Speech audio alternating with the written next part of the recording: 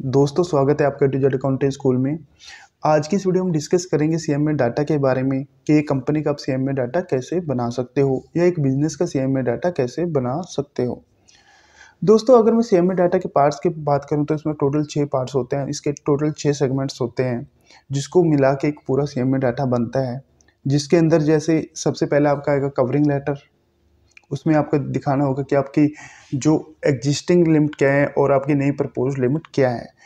तो वो लेटर एक तरह कवरिंग लेटर होता है, उसको हम बाद में देखते हैं।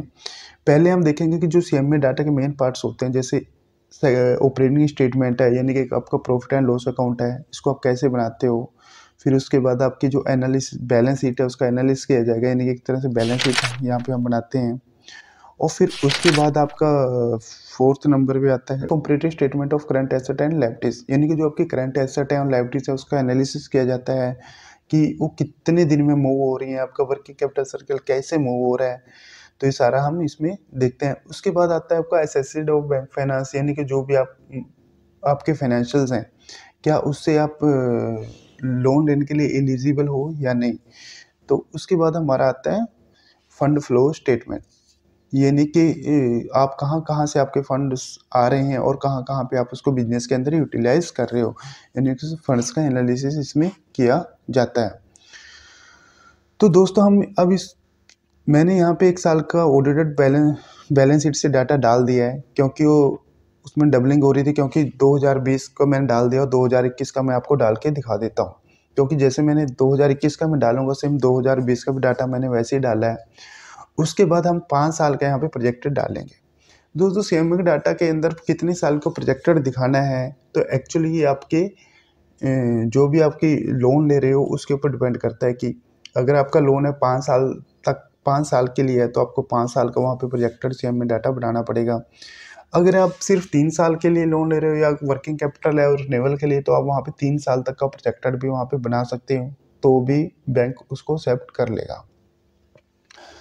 तो दोस्तों सबसे पहले अब हम क्या करते हैं, 2021 का यहाँ पे ऑडिटेड बैलेंस शीट से डाटा हम डाल देते हैं। तो सबसे पहले हम ऑपरेटिंग स्टेटमेंट को बनाएंगे, फिर बैलेंस शीट को बनाएंगे। उसके बाद वो सारे फार्मूलों से हमने जो सेकंड सेटअप है वहाँ पे दिखाऊंगा कि कैसे कैसे मैंने वो फार्मूले से वहाँ पे डाटा उठाया है। तो सबसे पहले मैं डालता हूँ यहाँ पे सेल। ये मेरी बैलेंस शीट है, मैं बैलेंस शीट से यहाँ पे डाटा डाल देता हूँ।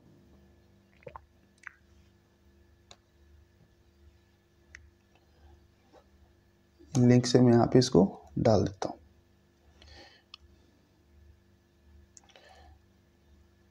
उसके बाद फिर जो भी मेरी अदर इनकम है, जैसे आपकी जो कुछ बैंक से रेंट वगैरह कुछ आपकी कंपनी में आता है या फिर कुछ एफडीआर है वहाँ से इंटरेस्ट आ जाता है, तो अदर इनकम हम यहाँ पे डाल देते हैं। तो उसके बाद यहाँ पे हम डालेंगे, अब हमारा टोटल रेवेन्यू मैंने डाल दिया, मैं यहाँ पे कॉस्ट डालूंगा इसकी।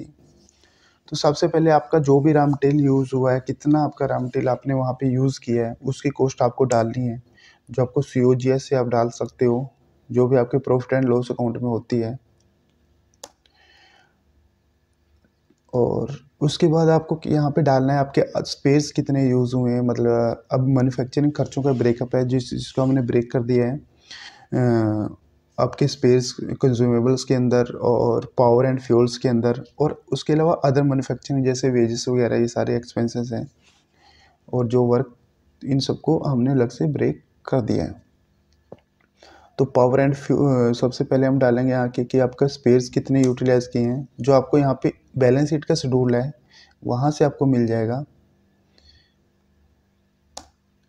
और उसके बाद फिर पावर एंड फ्यूल, ये भी हमको यहाँ से ब्रेकअप से मिल जाएगा। और फिर इसके अलावा हमारी जो डायरेक्ट लेबर्स हैं वो कितनी है, तो वो हमारे यहाँ से सारी आ जाएगी एम्प्लॉय बेनिफिट कॉस्ट में से। और उसके बाद फिर अदर मैन्युफैक्चरिंग एक्सपेंसेस, जैसे कि plant repair plant and machinery and productions other expenses, ये मैंने सारे यहाँ पे डाल दिए हैं। उसके अलावा फिर डेप्रिसिएशन आपको प्रॉफिट एंड लॉस अकाउंट से मिल जाएगी। दोस्तों अगर आप बैलेंस शीट सीखना चाहते हो कि बैलेंस शीट कैसे बनाते हैं, उसको कैसे देखते हैं, तो ऑलरेडी वीडियो मैंने अपलोड कर रखा है, वहाँ से आप जाके देख सकते हैं। पहले आप वो वीडियो देखें, तो उसके बाद ये देखें, तो भी आप सीएमए डाटा बना सकते हैं। तो उसके बाद आपको फिर यहाँ पे डालना है ओपनिंग स्टॉक कितना है। ऑफिशियली जो आपका क्लोजिंग स्टॉक है वही ओपनिंग स्टॉक होगा, और ये आप बैलेंस शीट से भी यहाँ से उठा सकते हो इसको, शेड्यूल से। ये आएगा 3,43,670, सॉरी 3,78 आएगा, सॉरी ओपनिंग उठाना है 3,78,036। और अब उसके बाद आपको यहाँ पे डालना है क्लोजिंग स्टॉक जो आपका 3,43,677। और फिर उसके बाद आपको सेलिंग एंड एडमिन एक्सपेंसेस, तो इसमें आपका सेलिंग जर्नल एडमिन सारे एक्सपेंसेस आ जाते हैं, जो कि हमारा यहाँ पे शेड्यूल है, ये शेड्यूल नंबर अदर एक्सपेंसेस का 2.23। तो इसमें से हम क्या करेंगे, टोटल एक्सपेंसेस में से जो हमने मैन्युफैक्चरिंग एक्सपेंसेस ऊपर डाल दिए हैं उसको हम माइनस कर देंगे, तो हमारा other admin journal and selling expenses यहाँ पे आ जाएंगे। तो उसके बाद हमारी इंटरेस्ट कॉस्ट क्या है, हमारी पीएल से आ जाएगी फाइनेंस कॉस्ट।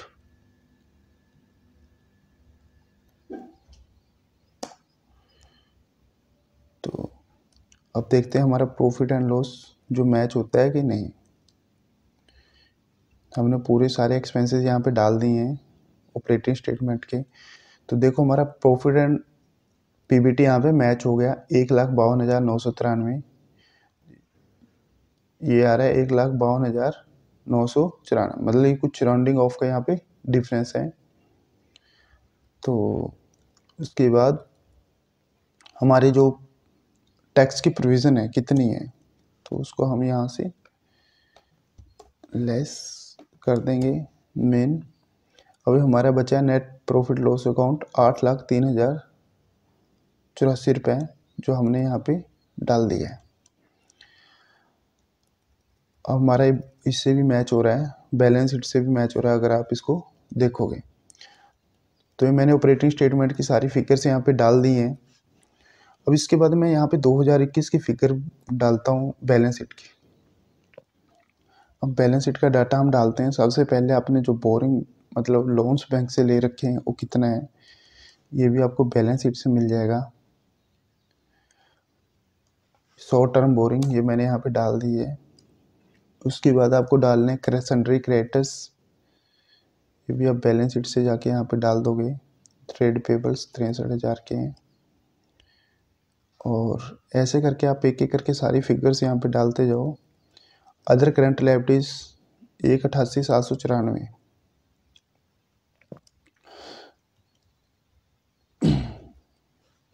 तो अदर करंट लायबिलिटीज में एक्चुअली क्या होता है, इसमें दो से तीन तरह की फिगर्स होती हैं, जैसे कि आपका advance from customer, current maturity of long term debts, duty and tax expenses paper.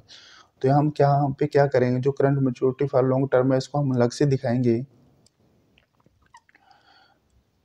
यहाँ पे। और जो उसके अलावा अदर करंट हमारी लायबिलिटीज़ हैं उसको हम यहाँ पे डाल देंगे अदर में जाके, इसको हम यहाँ से लेस कर देंगे। और प्रोविज़न फॉर टैक्सेशन हमारा यहाँ पे आ जाएगा। अभी हमने सारी यहाँ करंट लायबिलिटीज डाल दी हैं। अब एक बार हम चेक कर लेते हैं कि सारी मैच हो रही है नहीं। 631,949, तो 631,949 सारी मैच हो रही हैं। हम डालते हैं long term liabilities. Long term liabilities में सबसे पहले हमारा आएंगे टर्म लोन्स, हम यहाँ पे डाल देते हैं 835,310। फिर उसके बाद हमारा आएगा शेयर कैपिटल, हम यहाँ से शेयर कैपिटल डालते हैं। और फिर उसके बाद आते हैं हमारे अदर रिजर्व्स। अदर रिजर्व्स में जो हमारा करंट ईयर का प्रॉफिट है उसको हम माइनस कर देंगे, क्योंकि ऑलरेडी वो उसमें ऐड हो चुका है नीचे सरप्लस में। और ये आगे हमारे अदर रिजर्व यानी general reserve plus capital reserve. फिर ये हमारे ये एक्चुअली हमारा ऊपर प्रॉफिट एंड लॉस अकाउंट से आ जाएगा यहाँ से।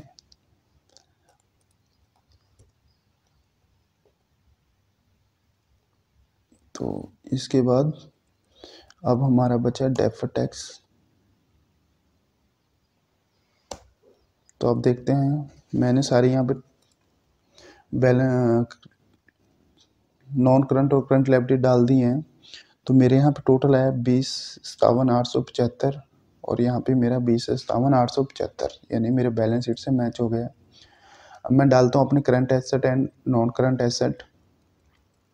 तो सबसे पहले मैं डालता हूँ cash and bank balance. Cash and bank balance 2,17,369। उसके बाद रिसीवेबल्स यानी कि डेटर्स मेरे 4,87,564। और इसके बाद फिर मेरा बचता है स्टॉक इन्वेंट्री। तो ये यहाँ पे इसका टोटल कर रखा है, सब टोटल्स इन्वेंट्रीज का, क्योंकि इसका ब्रेकअप कर रखा है। तो अब यहाँ पे हम डालते हैं रामटेल की इन्वेंट्रीज कितनी है। यहाँ पे टोटल इन्वेंट्रीज है, तो आपको यहाँ के इसके नोट्स में जाना पड़ेगा 2.13 में। तो यहाँ पे आप रामटेल की इन्वेंट्री यहाँ से उठा के डाल सकते हो। फिर उसके बाद फिनिश गुड्स की इन्वेंट्री हमने ऊपर डाली थी, वहाँ से यहाँ पे लिंक लगा हुआ है 343,677 और 343,677 यहाँ पे आपका आ गया है ऑटोमेटिक। या यहाँ से भी आप डायरेक्ट लिंक लगा सकते हो, बट तो ऊपर से ही लिंक लगाया जो हमने ऑपरेटिंग स्टेटमेंट में डाला था। उसके बाद हमारी जो भी करंट एसेट बच जाती हैं उसको हम अदर करंट एसेट में डाल देते हैं। इसमें जैसे हमारे शॉर्ट टर्म लोन एडवांसेस ये सब मिला के होते हैं। तो हमारी टोटल करंट एसेट का टोटल आ गया 11,58,463 और बैलेंस शीट में कितना है 11,58,463। तो ये मैच हो गया है। अब हम डालेंगे नॉन करंट एसेट को। तो नॉन करंट एसेट में हमारा सबसे पहले gross block, actually balance sheet में हमारा सिर्फ नेट ब्लॉक आता है। अब ग्रॉस ब्लॉक के लिए हमें यहाँ पे अपनी डेप्रिसिएशन शेड्यूल में जाना पड़ेगा एज पर कंपनी एक्ट।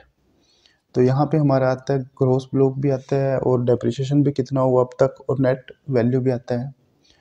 इसके ऊपर मैंने पूरी वीडियो बना रखी है कि आप एक किसी भी कंपनी का फिक्स एसेट रजिस्टर कैसे बना सकते हो as per income tax and as per company act, कैसे शेड्यूल बना सकते हो। इसके ऊपर वीडियो ऑलरेडी बना रखा है, वो भी आप देख सकते हो।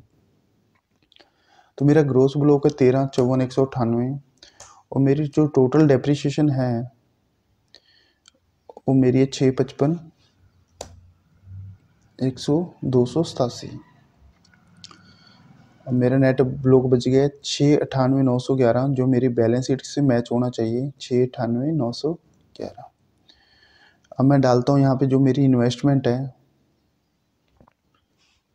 वो कितनी है। अगर कुछ सब्सिडरीज कंपनी में हमारी इन्वेस्टमेंट है वो हम यहाँ पे डाल देंगे।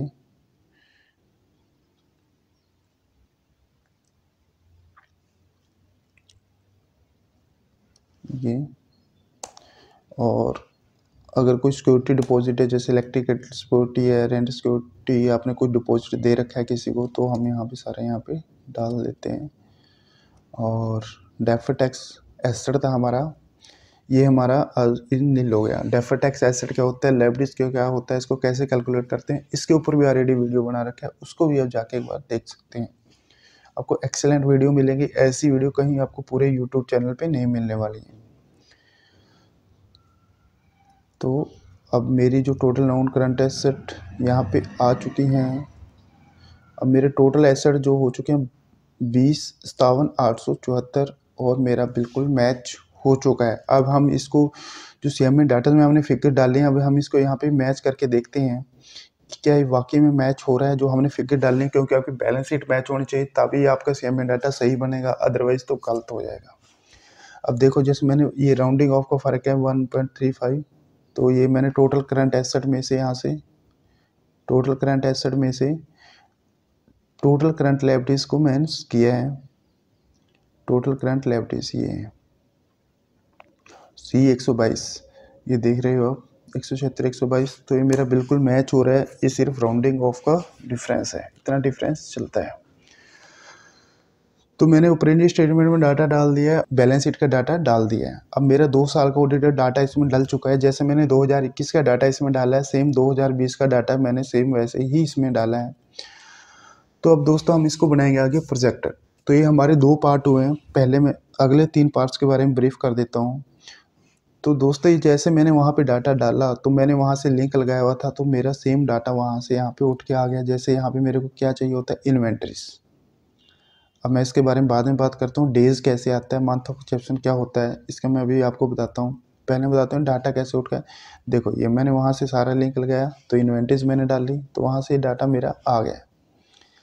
तो उसके बाद फिनिश गुड्स मैंने डाल दिए और ये सारा यहाँ पे डाल दिया है। और ये हमने पूरी मतलब current asset and current liabilities यहाँ पे डाल दी हैं इसमें ऑपरेटिंग स्टेटमेंट के अंदर। अब क्या होता है, हम यहाँ इसलिए इसको कॉम्परेट बनाते हैं ताकि हमें पता लगे कि हम मेरे जो इन्वेंट्रीज है कितने दिन में मूव हो रही है, कितने दिन हम उसको स्टॉक कर रहे हैं, डेटर से कितने दिन में पैसा आ रहा है, और क्रेडिटर को हम कितने दिन में उसकी पेमेंट्स कर रहे हैं। तो ये सारा हमारा यहाँ पे आ रहा है।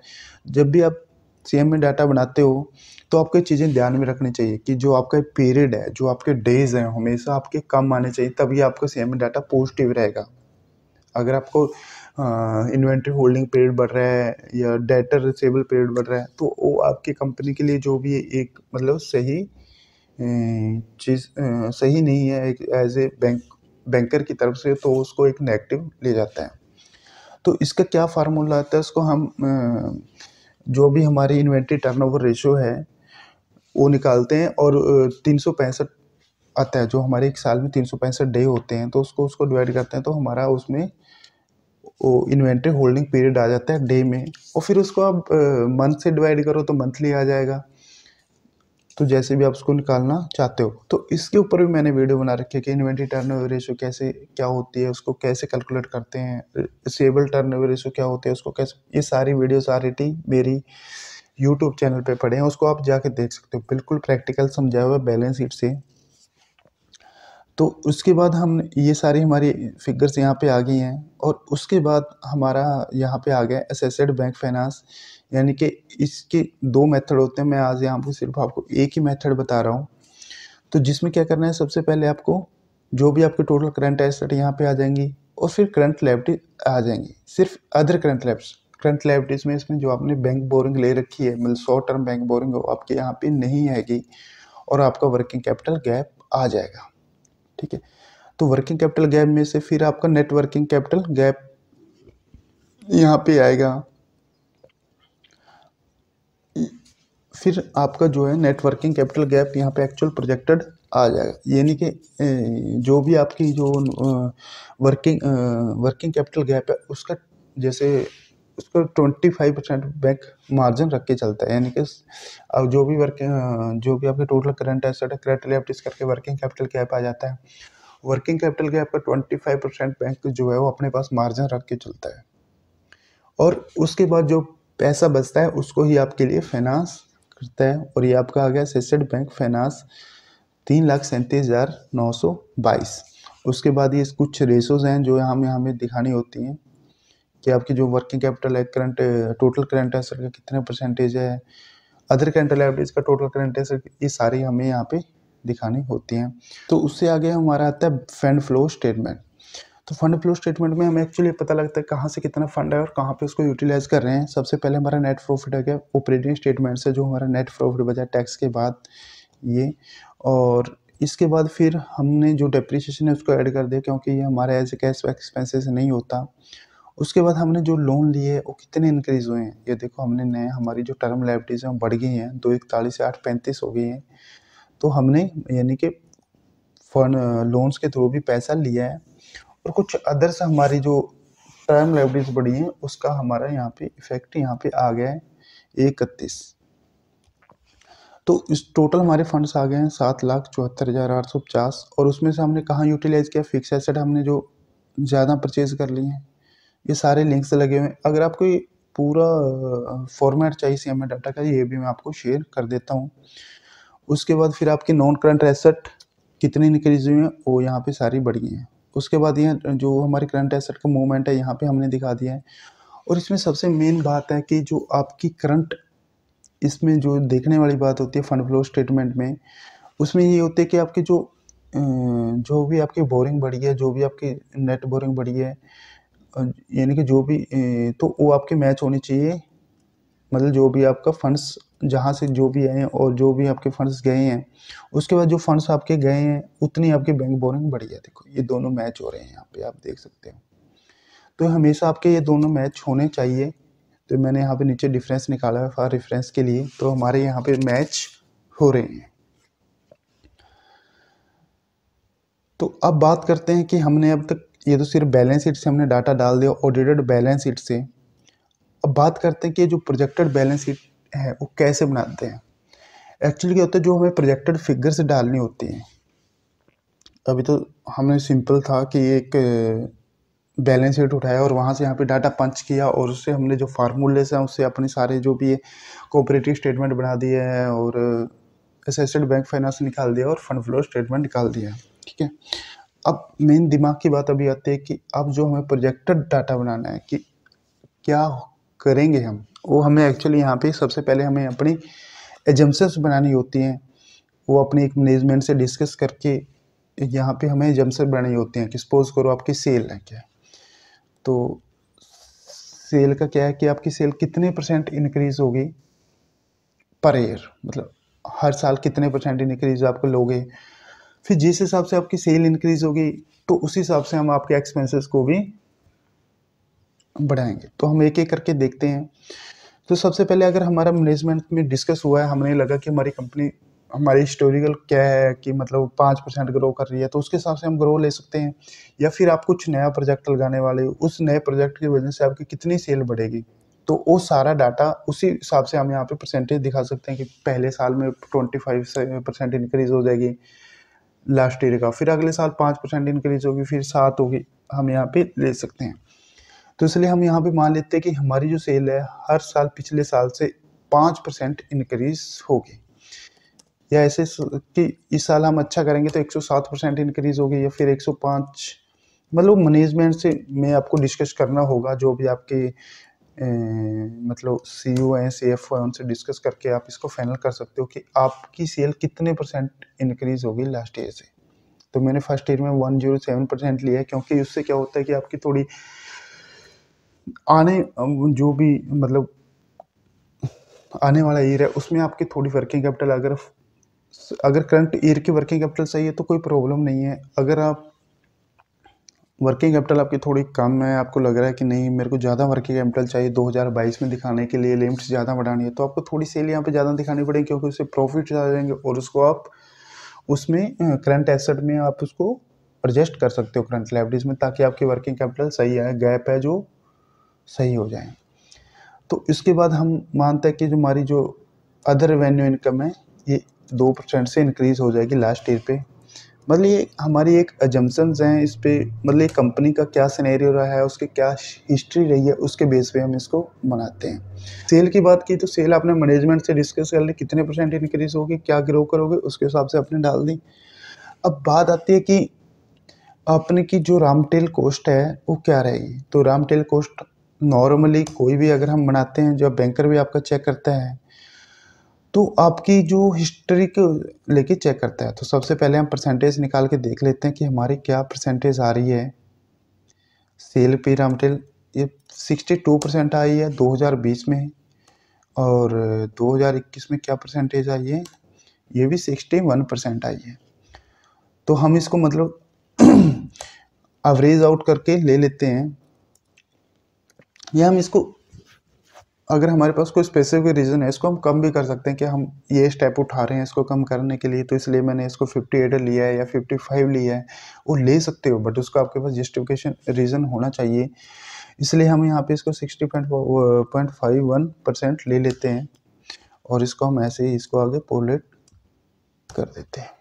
ठीक है, अब एक फिगर एक बार हम इसको डाल देंगे, उसके बाद हम अपना सिनेरियो देखेंगे कि क्या हम सही पोजीशन में पहुंच रहे हैं, हमारा बैंक फाइनेंस सही जा रहा है, हमारी जो फंड फ्लो स्टेटमेंट है वो सही जा रही है, हमारी करंट रेशियोज जो हैं सही आ रही है। उसके बाद हम इसको फिर चेंज करेंगे।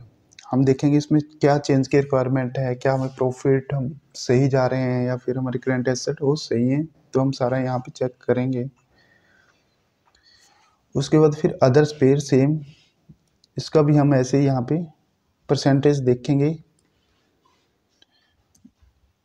मैं यहाँ पे डॉलर लगा देता हूँ ताकि कॉपी पेस्ट कर सकूँ।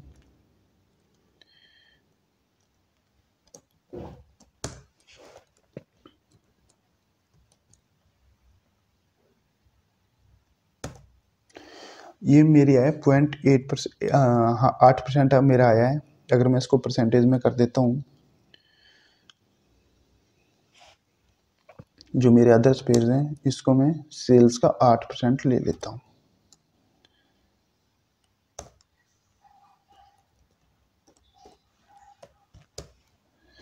इसमें भी अगर हमारे पास कोई जस्टिफिकेशन इसको हम ज़्यादा कम कर सकते हैं, बट उसके पास हमारे पास रीज़न हो चाहिए। या तो हम सिंपल बैंक को बोल सकते हैं देखो जी हमारे हिस्टोरिकल यही आ रहा है और हम इसके बेस पे इसको ले रहे हैं।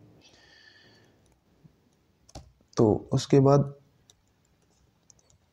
पावर एंड फ्यूल हमारा एवरेज 17% है, इसको हम ले लेते हैं 17%, 17%।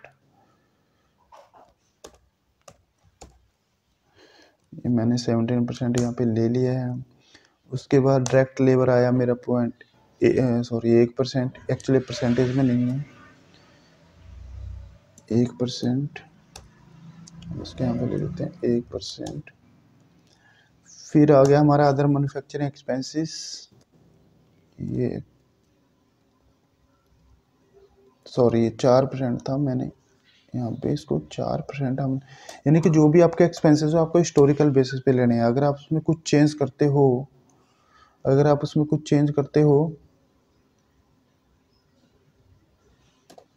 तो आपको उसका आपके पास रीज़न होना चाहिए कि आपने किस बेसिस से इंक्रीज़ किया, किस बेसिस हिस्टोरिकल से डिक्रीज़ किया, आप क्या स्टेप उठाने वाले हो उसके लिए। तो अदर मैन्युफैक्चरिंग हमारे 1% आ जाएंगे।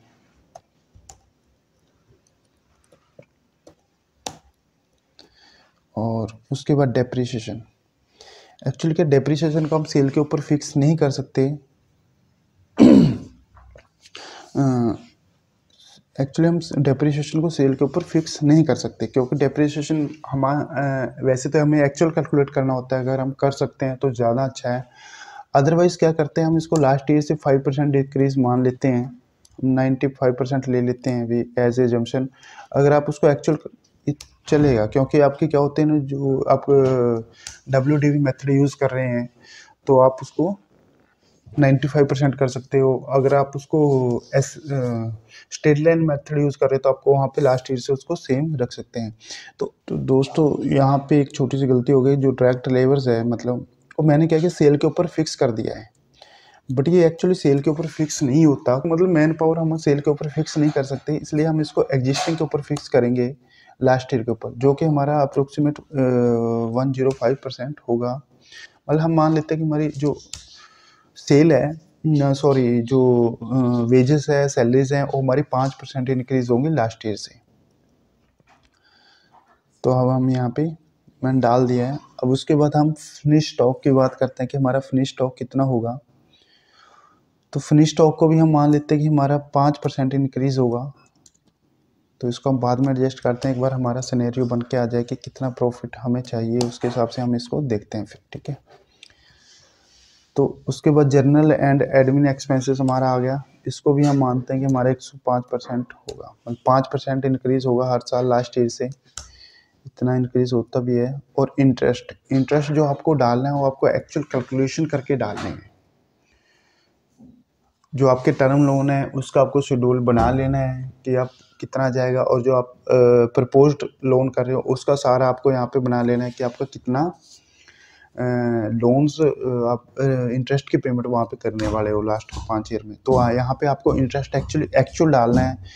तो अभी आप उसको, आपके पास अगर आपकी जो कंपनीज का रीपेमेंट शेड्यूल है बैंक्स के, तो आप सारे एक एक्सेल में बनाइए मंथ ईयर वाइज हर एक लोन का, तो उसको आप टोटल करके यहाँ डालिए। अभी मैं सपोज करता हूँ कि मेरा ये डिक्रीज़ होगा 5% से, क्योंकि मैं अभी आपको बना के दिखा रहा हूँ। तो आपको यहाँ पे एक्चुअल डालना है, आपको एक्चुअल कैलकुलेट करना है एक्सेल में, फिर आपको यहाँ पे उसको डालना है। तो उसके बाद जो हमारा प्रोविज़न इनकम टैक्स है, हम मानते हैं कि हमारा 25% जाएगा। अभी हमने ये एक अप्रोक्सीमेट लिया है। आप एक्चुअल जो भी आपकी कंपनी के ऊपर एप्लीकेबल है वो यहाँ पे ले सकते हो, क्योंकि कुछ कंपनीज़ के ऊपर 37% है, मतलब सरचार्ज एजुकेशन सेस मिला के। कुछ के ऊपर 25 भी है और कुछ के ऊपर 27 वगैरह समथिंग आएगा। तो आप यहाँ पे ले सकते हो जो भी एक्चुअल इनकम टैक्स है, और फिर आपका यहाँ पे आ जाएगा नेट प्रॉफिट। अब जब आपका ऑपरेटिंग स्टेटमेंट बन जाता है तो हमें यहाँ पे एक चीज़ यहाँ पे ध्यान में रखनी होती है कि जो आपकी पीबीटी की परसेंटेज है, जो भी आपकी पीबीटी की परसेंटेज है वो आपकी हमेशा इंक्रीज में होनी चाहिए, जो प्रोजेक्टर दिखा रहे हो, यानी कि लास्ट ईयर से हमेशा इंक्रीज आपका होना चाहिए। तो हम देखते हैं कि हमारा सही आ रहा है। यस, हमारा 3, 21, 4 हमेशा इंक्रीजेबल आ रहा है, जो कि हमारे लिए बहुत अच्छा है। और जो भी हमारे नेट प्रॉफिट्स हैं वो भी हमारे हमेशा इंक्रीज में ही आने चाहिए, क्योंकि एक्चुअली ये जो ऐसे डाटा प्रेजेंट करते हो तो आप सही, तो बैंकर को लगता है ये एक्चुअली ये डीप आया था, ये डेफर टैक्स की वजह से आया था, तो यहाँ पे कंपनी की पोजीशन सही नहीं थी। तो उसके बाद कंपनी ने ग्रो किया, तो देखो कंटिन्यू ग्रोइंग मोड में, यानी कंपनी ग्रो कर रही है, प्रॉफिट्स को इंक्रीज कर रही है, रेवेन्यू को इंक्रीज कर रही है। तो इससे क्या होता है कि आपका ना जो कंपनी है उसका इम्पैक्ट पड़ता है कि कंपनी अच्छी ग्रो कर रही है। तो जो बैंकर्स है आप में ऑटोमेटिक इंटरेस्ट लेगा आपको कंपनी को फाइनेंस करने के लिए। अब यहाँ पे जो आपकी एप्लीकेशन बैंक, मतलब शॉर्ट टर्म बोरिंग है, आपने कितनी प्रपोज की है वो आपको यहाँ पे डालनी है। सपोज मैंने यहाँ पे डाल दिया कि मेरे को यहाँ पे जो मेरी प्रपोज्ड है मेरे को 5 लाख चाहिए, ठीक है। अब इसको मेरे को 5 लाख ही लिमिट चाहिए अगले 5 साल के अंदर, और मैंने यहाँ पे डाल दिया है।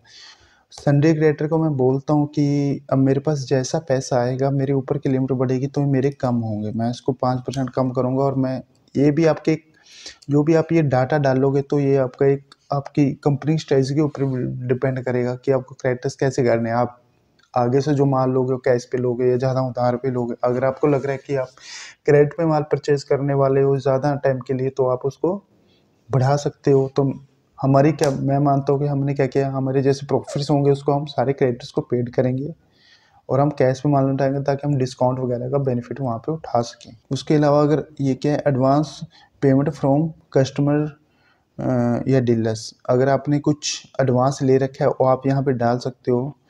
मैं यहाँ पे इसको फ़िलहाल हटा देता हूँ कि हमें एडवांसेस वगैरह नहीं ले रखा कस्टमर से। और उसके अलावा प्रोविज़न फॉर टैक्सेशन ये आपका ऑटोमेटिक ऊपर से उठ के आ गया है, जो भी हमने कैलकुलेट किया है ऑपरेटिंग स्टेटमेंट से, यहाँ से ये आपका मैच होना चाहिए। एक्चुअली जो आप ऑपरेटिंग स्टेटमेंट में डालते हो वो आपका बैलेंस शीट में भी आना चाहिए। जैसे आपका डेप्रिसिएशन है, प्रोविज़न फॉर टैक्सेशन है, रिजर्व फंड्स ऑफ रिजर्व जो वहाँ पे नेट प्रॉफिट्स आए हैं वही आपके कैरी होके बैलेंस शीट में आएंगे। ये चीज़ें आपको यहाँ पे ध्यान रखनी है। उसके बाद आपकी जो installment deposit installment for long term, ये आपको यहाँ पे दिखानी है। एक्चुअली ये आपको एक चीज़ और यहाँ पे ध्यान रखनी है, वैसे आपको एक कैलकुलेशन यहाँ पे आपको करनी चाहिए ताकि आप सही यहाँ पे आए। तो इसके लिए आपको क्या करना है, जो मैंने बोला कि आपको एक्चुअल इंटरेस्ट निकालना है और प्रिंसिपल आप कितना पेड करेंगे लोन वाइज, आपको यहाँ पे एक्चुअल डालना है। और जितना आप यहाँ पे डालोगे उसको आप टर्म लोन में से आपसे नीचे में से लेस कर दोगे। अब मैं सपोज करता हूँ कि मेरा ये जो मतलब ये सेम रहेगा, अभी मेरे हर साल इतनी ही इंस्टॉलमेंट यहाँ पे जाएंगे। और उसके बाद जो मेरी अदर करंट लायबिलिटीज़ हैं वो मेरी 5% इंक्रीज होंगी लास्ट ईयर से। ये मैंने यहाँ पे अभी डाल दिया है, ठीक है। अब दूसरी डाटा मैं एक तरह से डाल रहा हूँ जो मेरे माइंड में चल रहा है, ठीक है। मैं कंपनी का इसमें सिनेरियो को माइंड में लेके चल रहा हूँ, क्या कंपनी ग्रो करेगी, क्या मैनेजमेंट का क्या सिनेरियो है सारा।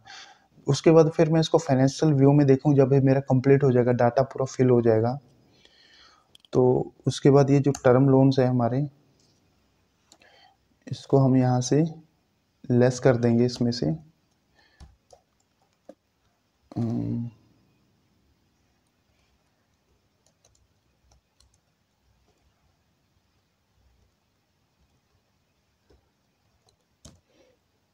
तो एक्चुअली हम सिर्फ उतना ही लोन पेड करेंगे जितना हमने ऊपर इंस्टॉलमेंट में दिया है। जो हमने फिगर्स यहाँ पे दिखाई है, ये फार्मूला आप यहाँ पे हमने लगा दिया है। उसके बाद आपकी शेयर कैपिटल हम अज्यूम करते हैं कि हमारी शेयर कैपिटल सेम रहेगी लास्ट ईयर से, हम कोई इंक्रीज नहीं करने वाले हैं। उसके बाद जो जर्नल रिजर्व्स हैं हमारे,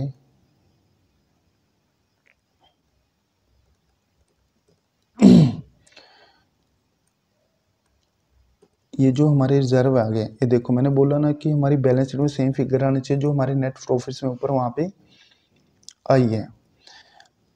तो और ये आपके सारे रिजर्व्स कम्युलेटेड यहाँ पे हो रहे हैं।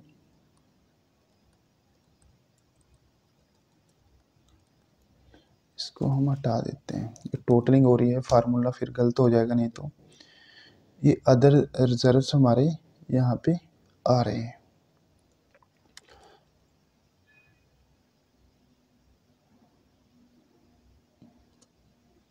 ओके, तो अब इस रिजर्व से हमारा ये प्लस होके ऐसे यहाँ पे हम इसको ऐसे कैलकुलेट करते हैं, तो ये हमारे टोटल रिजर्व यहाँ पे इंक्रीज हो गए। मतलब ओपनिंग रिजर्व थे हमारे, अब इसमें ऐड हुआ कुछ, इसमें कैपिटल रिजर्व आ गया, इसलिए यहाँ पे डिफरेंस आ रहा है। अदरवाइज ये आपका मैच होना चाहिए ऐसे। लास्ट ईयर में ओपनिंग कितना था और ये सारे रिजर्व आपके आ गए। डेफर्ड टैक्स को हम फिलहाल मानते हैं कि हमारा सेम ही रहेगा, या फिर आप, क्योंकि इसकी तो आप कैलकुलेशन कर सकते हैं, तो वेल कोड है, यानी आप इसको सेम भी रखोगे तो चलेगा। कैश एंड बैंक बैलेंस को आप मान सकते हो कि आपका 5% इंक्रीज होगा, क्योंकि जैसे आपका बिजनेस बढ़ेगा तो आपको इसको भी आपके बिजनेस में ज़्यादा रखना पड़ेगा। ऐसे आप डेटर को भी सपोज कर सकते हो कि आपके 105% से इंक्रीज हो जाएंगे। या आपकी क्रेडिट पीरियड जो भी आपकी कंपनी की पॉलिसी है उस पर भी डिपेंड कर सकता है कि आप उसको डिक्रीज करने वाले हो, आप उसको कैश पे सेल करोगे या क्रेडिट पीरियड उसका बढ़ाओगे। ये सभी चीज़ आपके उस पर डिपेंड करने वाली हैं।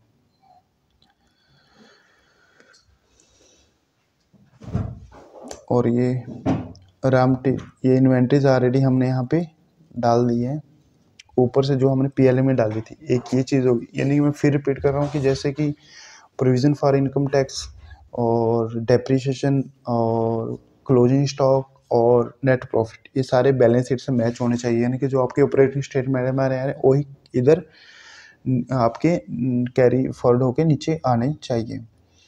आप यहाँ पे क्लोजिंग स्टॉक पे डाल सकते हो कि आपका ये 105% से इंक्रीज होगा, क्योंकि हमने ऑलरेडी वहाँ पे जो ऊपर लिया परचेज नहीं लिया है, वो ऑलरेडी हमने कंजम्पशन से ले लिया वहाँ पे एक्चुअली। तो इसलिए हम इसको यहाँ पे 5%, और ये जो फिनिश गुड्स है आपने वहाँ पे नीचे दिखाया था, तो ये वहाँ से हमारा कैरी फॉरवर्ड होके आ रहा है। ये देखो ऑपरेटिंग स्टेटमेंट में हम दिखाया था कितना क्लोजिंग है और कितना होगा। उसके बाद फिर हमारा बचा है अदर करंट एसेट, इसको भी हम मान लेते हैं कि हमारा 105% से इंक्रीज होगा।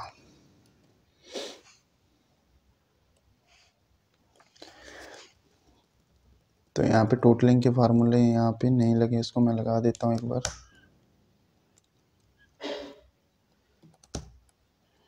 तो और मैं इसी फार्मूले के यहाँ पेस्ट कर देता हूँ, ठीक है। तो मेरा टोटल करंट एसेट यहाँ पे आ गई हैं। अब कंपनी का कुछ प्लान है तो ग्रोस ब्लॉक में एडिशन करने का, तो हम यहाँ पे इसको ऐड कर सकते हैं। हम सपोज करते हैं कि कंपनी 1 लाख इंक्रीज करेगी हर साल, तो मैं इसको डाल देता हूँ। और जो हमारा डेप्रिसिएशन है हर साल उसमें ऐड होता चला जाएगा। तो 37 हो गया हमारा C59, ओके, और D30 ठीक है। ये क्या है कि हमारा लास्ट ईयर का डेप्रिसिएशन और करंट ईयर का डेप्रिसिएशन जो हमारा ऊपर आ रहा है प्रॉफिट है वहाँ पे हमने दिखाया है ऑपरेटिंग स्टेटमेंट में, उससे प्लस होके यहाँ पे हमारा ये आ गया है। और इसके बाद हमने क्या किया है, इन्वेस्टमेंट का फार्मूला टोटल का है, कि इन्वेस्ट हमारी सेम रहेंगी, हम कोई इंक्रीज डिक्रीज नहीं करने वाले हैं, क्योंकि आपको पता लग जाएगा कि ये लिक्विडेट होने वाली है तो आप उसको लिक्विडेट कर सकते हो। और सिक्योरिटी डिपॉजिट आपकी बढ़ सकती हैं, जैसे आपको इलेक्ट्रिकल सिक्योरिटी वगैरह बढ़ती रहती है कुछ हर साल, तो इसको हम थोड़ा इंक्रीज में ले लेते हैं। और ये हमारा नील हो ही गया था। तो हम नीचे आके देखते हैं कि हमारा क्या डिफरेंस आया है। तो ये हमारे नीचे डिफरेंसेस आए हैं, जो कि हमारा 0 होना चाहिए था। तो अब हमें क्या करना है, अभी हमने फिगर्स डाल दिए हैं, जो मैनेजमेंट ने हमें बताया कि ऐसे आपके क्रेडिटर को इतना रखना है, इतने डिक्रीज करेंगे, हमारा क्या सिनेरियो रहने वाला है, डेटर्स के साथ क्या हमारी रहने वाला है, उसको क्रेडिट देंगे या नहीं देंगे, कैसे करेंगे। तो हमने सारे डेटर्स वहाँ पे सारी फिगर्स डाल दी हैं। तो अभी हमें इसको यहाँ पे एक तरह से अभी एडजस्ट कर हमें यहाँ पे इसको करना पड़ेगा। तो इसका मतलब क्या हुआ कि हमारी जो भी यहाँ पे करंट लायबिलिटीज़ हैं वो कम है, करंट एसेट हमारी ज़्यादा है। तो हम क्या करते हैं अभी फ़िलहाल के लिए, करंट एसेट हमारी कम है तो हम करंट एसेट को थोड़ा बढ़ा देते हैं, जो है हमारे लिए अच्छा है, क्योंकि उससे हमारी जो करंट रेशियोज वगैरह वो सही आएंगी। तो रिसीवेबल्स को हम फ़िलहाल के लिए 110% करते हैं, तो कुछ फ़र्क पड़ा यहाँ पे नहीं नहीं पड़ा। 110 करने से कुछ पड़ा था फ़र्क। तो हम इसको क्या करते हैं, सबसे पहले हम लायबिलिटीज़ को देखते हैं कि कुछ कम कर सकते हैं उसमें। लायबिलिटीज़ को हम दिखा सकते हैं कि हमें यहाँ पे लायबिलिटीज़ चाहिए सिर्फ, हम 90% पे एक तो कर सकते हैं इसको, थोड़ा और हम इसको ज़्यादा स्पेस दे देते हैं। और फिर हम क्या करते हैं, प्रोविजन टैक्सेशन को कुछ नहीं कर सकते, इसको भी कुछ नहीं हम कर सकते हैं। और अदर करंट लायबिलिटीज़ को हम 102% पे इसको होल्ड कर सकते हैं यहाँ तक। फिर इसके बाद हम क्या कर सकते हैं, और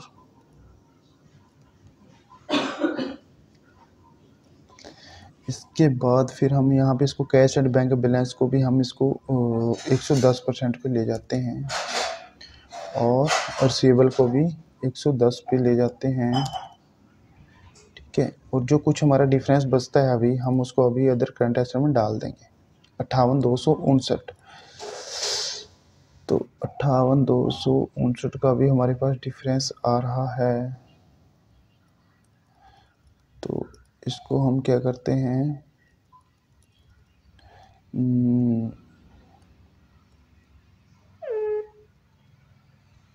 अभी हम इसको भी 110% इंक्रीज करते हैं। तो ये हमारा अभी इसी साल में हमारा एक्चुअली ज़्यादा नेगेटिव आ गया, क्योंकि हमने जो लिमिट एक साथ ही वो उसको 1.5 करोड़ से बढ़ा दिया है।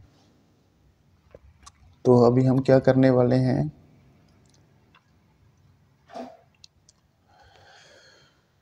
हम इस साल में इसको थोड़ा डेटर्स को नहीं बढ़ा सकते, क्योंकि हमारा उससे फिर जो है ना होल्डिंग पीरियड्स में प्रॉब्लम आ जाएगी। ओके, तो ये देखो हमारा ठीक है, सेम है, कम नहीं हुआ, ओके है।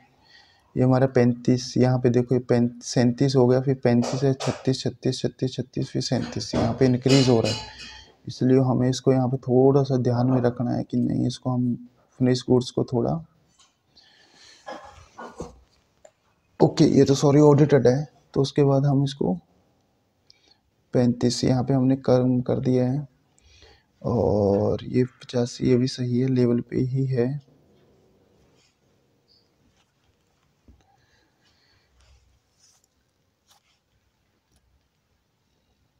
और ठीक,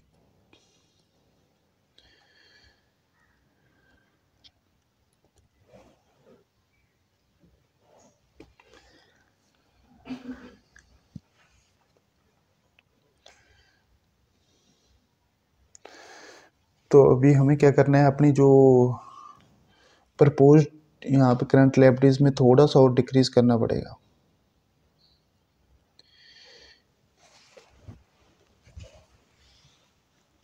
करंट लायबिलिटीज में हमें और डिक्रीज करना पड़ेगा। जो हमारी अदर करंट लायबिलिटीज है हम इसमें इसको थोड़ा बढ़ा सकते हैं इसको।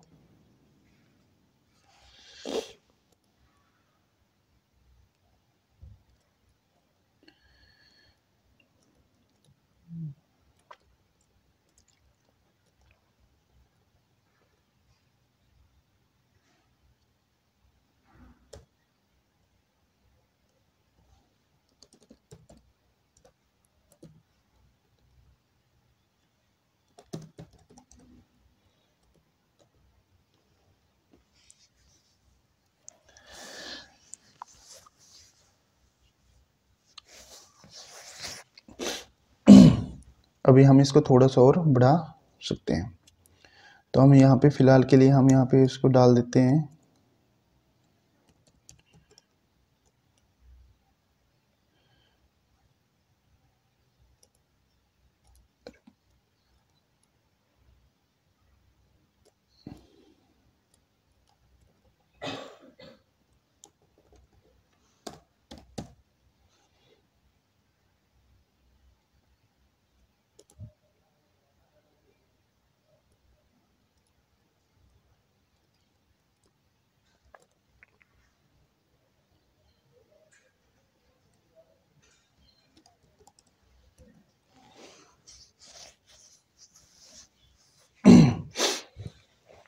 तो ये आपके जो डिफरेंसेस आ रहे हैं इसको आप आपने कहाँ पे अदर करंट लायबिलिटीज में इसको आप एडजस्ट कर सकते हो।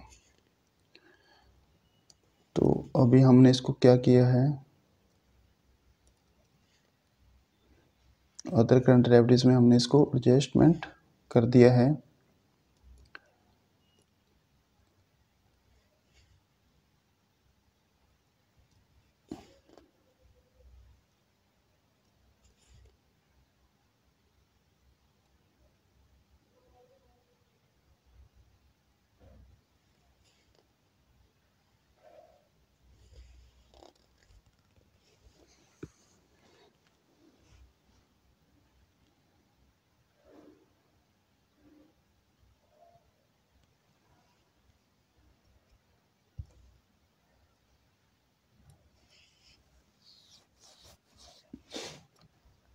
अब जो डिफरेंसेस हैं एक्चुअली हम इसके यहाँ पे क्रॉस चेक लगा लेते हैं।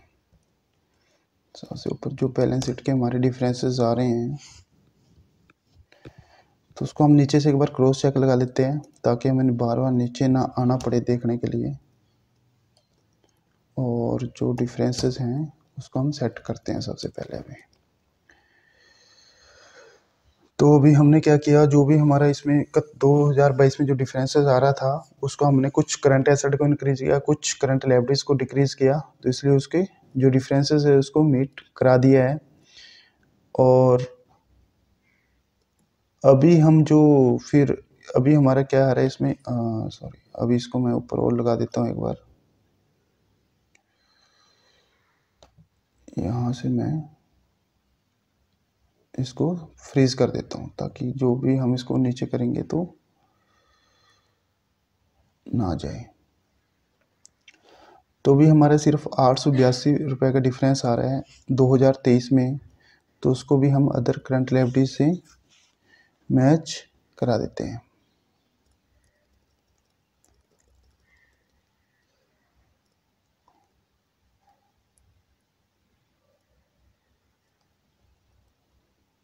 तो इसमें हम यहाँ पे प्लस कर देते हैं 862.64।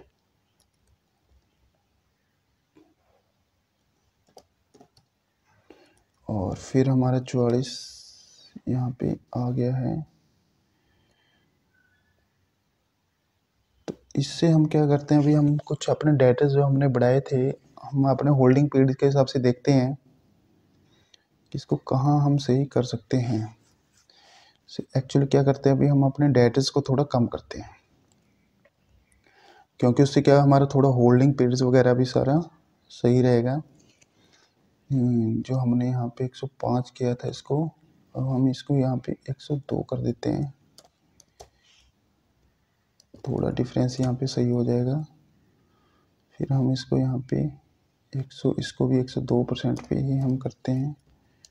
और फिर इसके बाद हमारा फिनिश कोर्स का जो प्रॉफिट है वो नहीं, ठीक है।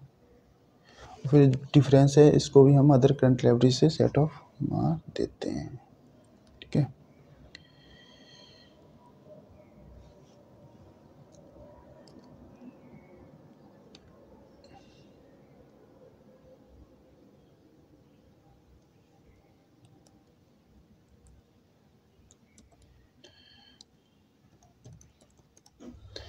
इसको आपको जो अच्छा लगता है सूटेबल, आप उसको वहाँ से भी इसको कर सकते हो। तो अभी मैं जस्ट आपको बता रहा हूँ कि आप ऐसा एक कर सकते हो, मतलब इसमें से।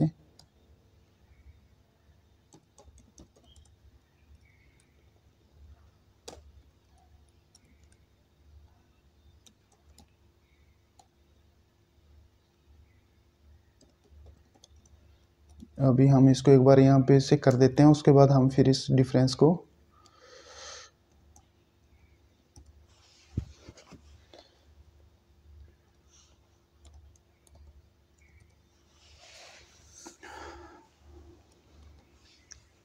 तो दोस्तों ये सारा हमने प्रोजेक्टर से डाटा इसमें डाल दिया, सारा सेल्स एक्सपेंसेस वगैरह सारा बैलेंस शीट का। तो अभी हमने क्या किया था, हमारा कुछ बैलेंस शीट में डिफरेंस आ रहा था, तो अभी हमने उसको क्या किया है, अदर करंट लायबिलिटी से सेट कर दिया है। अब भी हम जो भी एडजस्टमेंट करेंगे उसको अदर करंट लायबिलिटीज में सेट करेंगे फिलहाल के लिए, और उसको वहाँ से हम उसको सही करेंगे। तो मेरा सी में डाटा मैंने यहाँ पे सारा फिल कर दिया है। उसके बाद देखता हूँ कि जो मेरा डाटा है वो सही आ रहा है। तो जो मेरे नेगेटिव पॉजिटिव पॉइंट है जो मेरे को चाहिए, सबसे पहले तो मैं देखता हूँ कि मेरी करंट रेशियोज़ क्या आ रही हैं। सबसे पहले मैं नीचे जाके करंट रेशियोज़ देखता हूँ अपनी। मेरी करंट रेशियोज़ जो आ रही है 3 बहुत अच्छी आ रही है करंट रेशियो मेरी। और ये हमेशा आपकी जो करंट रेशियो है हमेशा 1.33 से ऊपर ही आनी चाहिए, ठीक है। और ये भी आपकी सही आ रही है, आउटसाइड लायबिलिटीज टर्म लायबिलिटीज भी आपकी सही आ रही है। तो रेशोज़ मेरी सारी सही हैं, जो मेरे को मेन रेशो चाहिए होती हैं। उसके अलावा मेरा होल्डिंग पीरियड्स जो मेरा प्रोजेक्टेड में है, यहाँ पे थोड़ा सा मेरा ये बढ़ रहा है, ठीक है। इसको हम थोड़ा सा चेक करेंगे क्या कर सकते हैं यहाँ पे, ठीक है। ये मेरा नेगेटिव है और ये मेरा 70 85 85 70 70 ये ठीक है। रिसीवेबल्स मेरे बिल्कुल सही हैं और थोड़ा सा उसमें बढ़ा है, उसका रीज़न दे सकते हैं कि सेल हमारी इंक्रीज़ हो रही है, ये सब। उसके अलावा सेसडी बैंक फाइनेंस हमारा जो हमें रिक्वायरमेंट था 5 लाख हमारा सारा आ रहा है। और उसके अलावा हम देख लेते हैं जो हमारा ये देखो सारा फंड फ्लो भी हमारा मैच हो रहा है, जितनी हमारी बैंक बोरिंग थी सब एग्जैक्ट मैच हो रही है इसके साथ।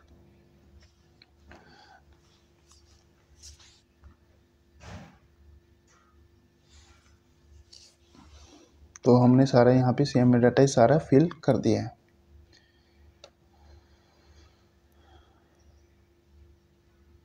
तो दोस्तों ऑलरेडी हमने देखा कि हमारा जो सीएमए डाटा है बिल्कुल सारा सही से मैच हो रहा है। और जो हमारा इसमें थोड़ा सा डिफरेंस आया है उसको हम मतलब कोई ज़्यादा 0.1 से कोई ज़्यादा डिफरेंस नहीं होने वाला है। अगर कुछ ज़्यादा मेजर बढ़ता है तो उसको हम कंसिडर करते हैं। तो ये सारा सही है, तो हमारा सारा सीएमए डाटा बन के तैयार है। तो इस फॉर्मेट का लिंक मैं नीचे वीडियो डिस्क्रिप्शन दे दूंगा। ये फॉर्मेट अगर आप डाउनलोड करना चाहते हो तो वहाँ से इसको डाउनलोड कर सकते हो। और तो दोस्तों आपको वीडियो अच्छी लगी तो प्लीज़ लाइक एंड शेयर करें, क्योंकि वीडियो बनाने में बहुत मेहनत लगी। जैसे आपने देखा है इसको फॉर्मेट्स बनाने में, डाटा बनाने में काफ़ी मेहनत करनी पड़ती है। तो प्लीज़ अगर आपको अच्छा लगा और इससे कुछ बेनिफिट हुआ तो प्लीज़ इसको लाइक एंड शेयर करें। Thank you.